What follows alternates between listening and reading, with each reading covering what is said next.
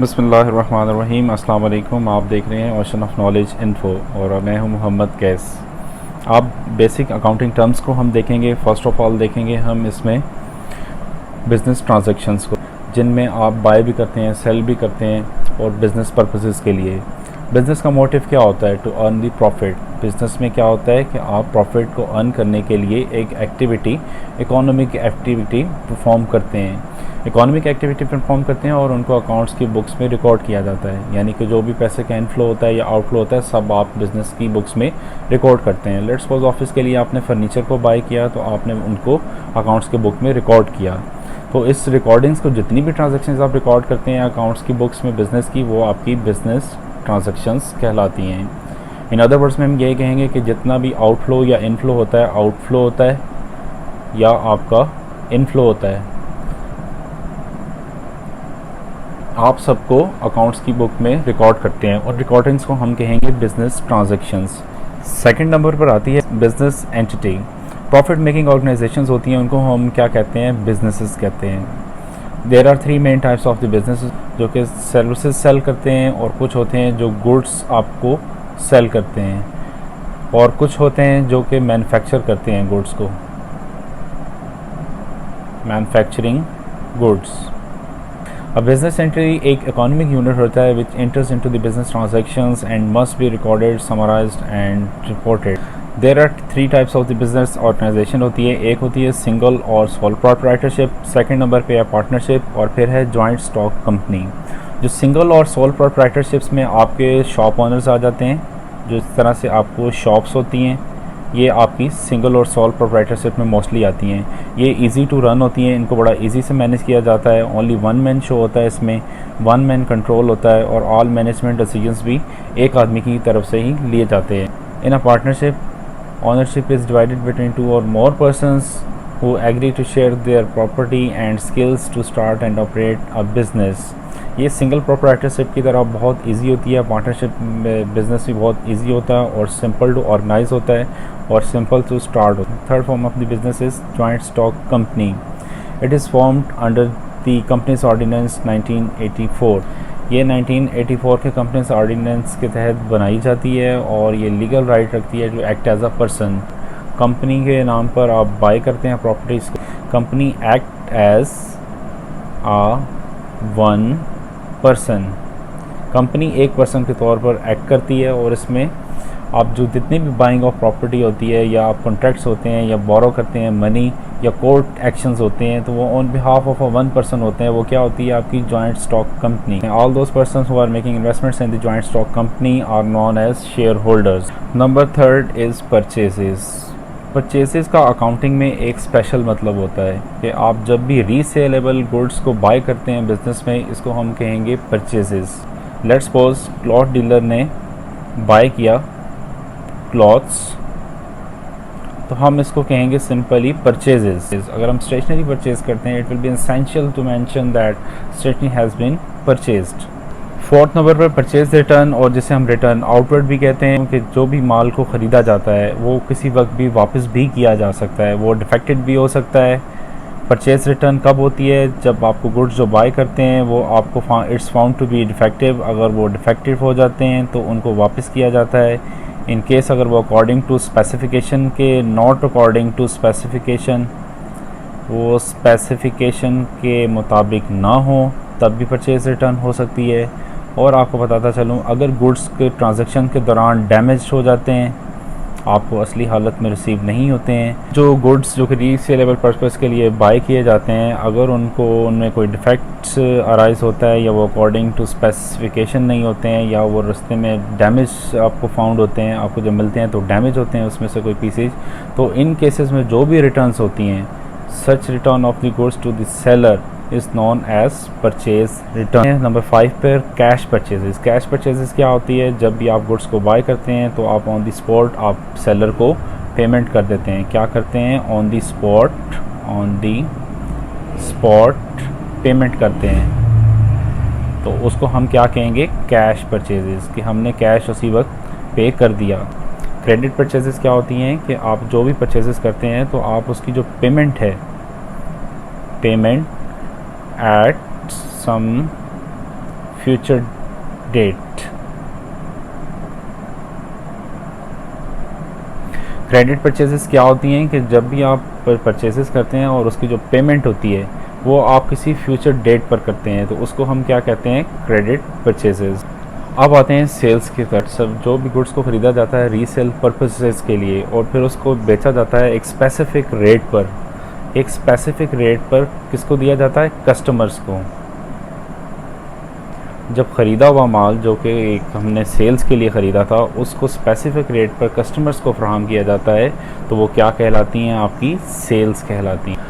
Sales में आपको एक और एग्ज़ाम्पल देते हैं कि लेट्स सपोज हमने एक गुड्स थे, गुड्स बॉट, क्या किया, गुड्स को बाय किया, कितने में किया, 5,000 में, और सोल्ड टू कस्टमर, सोल्ड कितने में कर दिया आपने, 6,000 में।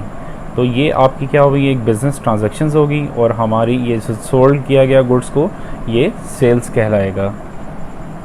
8वें नंबर पर आता है सेल्स रिटर्न। जब कोई भी बेचा हुआ माल या जो भी सोल्ड गुड्स होते हैं, सोल्ड गुड्स वापस आते हैं, क्या आते हैं, या सेल्स रिटर्न या रिटर्न इनवर्ड कहते हैं। इसमें क्या, जो बेचा हुआ माल अगर वापस आता है और उनकी तरफ से कोई रीजंस आती है कि सोल्ड गुड्स जो रिटर्न हुए हैं वो डिफेक्टेड हैं या नॉट अकॉर्डिंग टू स्पेसिफिकेशन है या वो सेटिस्फाई नॉन सेटिस्फाई है आपकी सेल्स करदा मसनूआत से, तो इस सूरत में वो जो वापसी सामान आएगा कस्टमर की तरफ से बेचा हुआ उसको हम कहेंगे सेल्स रिटर्न या रिटर्न।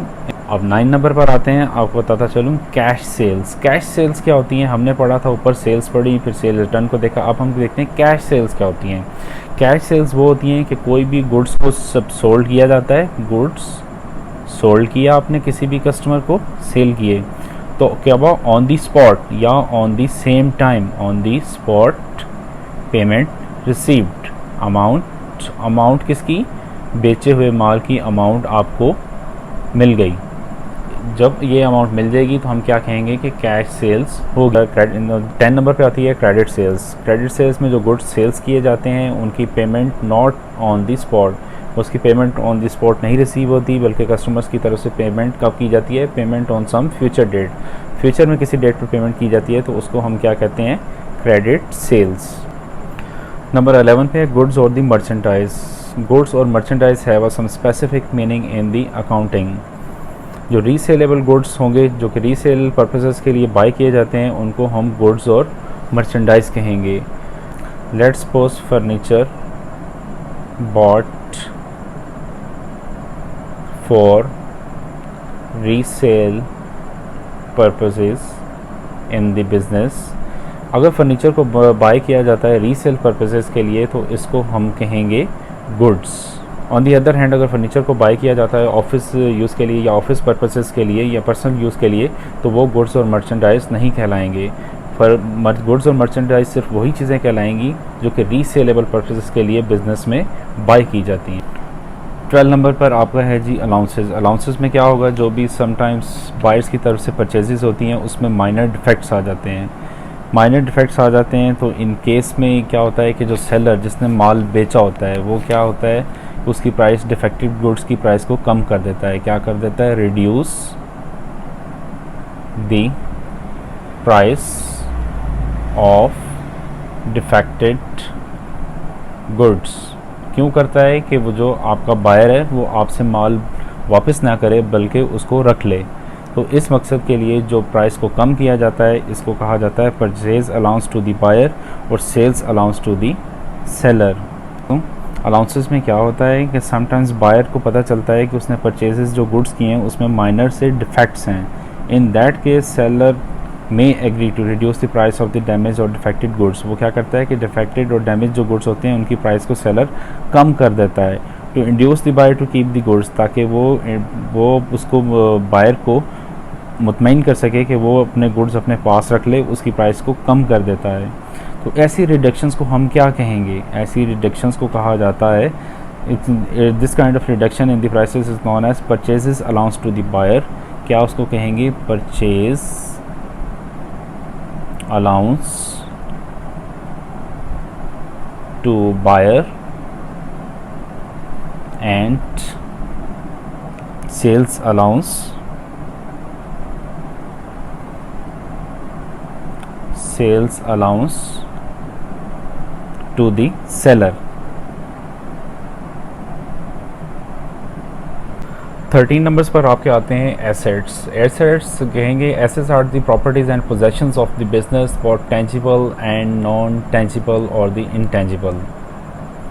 एसेट्स क्या होती हैं कि एसेट्स आपकी तमाम प्रॉपर्टीज़ और पोजेशंस होती हैं बिज़नेस में, जो कि आपको इन फ्यूचर या आपको फ्यूचर ऑपरेशन में आपके बिज़नेस की हेल्प करते हैं. इसमें आपकी प्रॉपर्टीज़ भी शामिल हो जाती हैं. आपके पास जो भी कैश होता है या जो आपने कैश अभी रिसीव करना होता है तो वो आपके एसेट्स कहलाते हैं. इसमें क्या आता है, आपकी प्रॉपर्टीज़ आ जाती हैं एसेट्स में, आपका कैश आ जाता है और आपका कैश रिसीवेबल, जो कैश आपने अभी रिसीव करना है तो वो आपका किस में, एसेट्स में कहलाएगा. नंबर 14 पर आता है अब आपकी liabilities. We can say that the liabilities are the debts and the obligations of the business. Total amount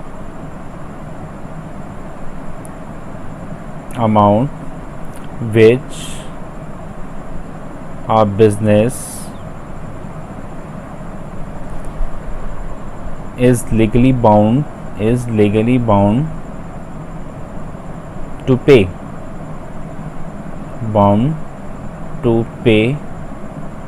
to outsiders. Liabilities mean the total amount which a business is legally bound to pay to the outsiders. Liabilities are the debts and obligations of the business. In other words, we can say कि वो तमाम claims, outsiders के वो तमाम claims जो कि business के assets के अगेंस्ट किए जाते हैं उनको लाइबिलिटीज़ कहा जाता है. और बिज़नेस, कोई भी बिज़नेस लीगली बाउंड होता है टू पे the liabilities. Let's suppose creditors, bills payable, accounts payable, bank loans etcetera.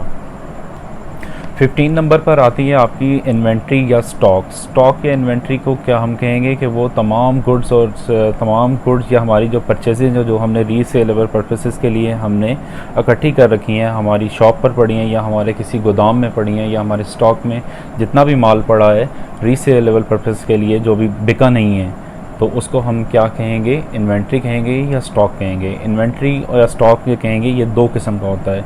एक होता है ओपनिंग स्टॉक. क्या होता है ओपनिंग स्टॉक?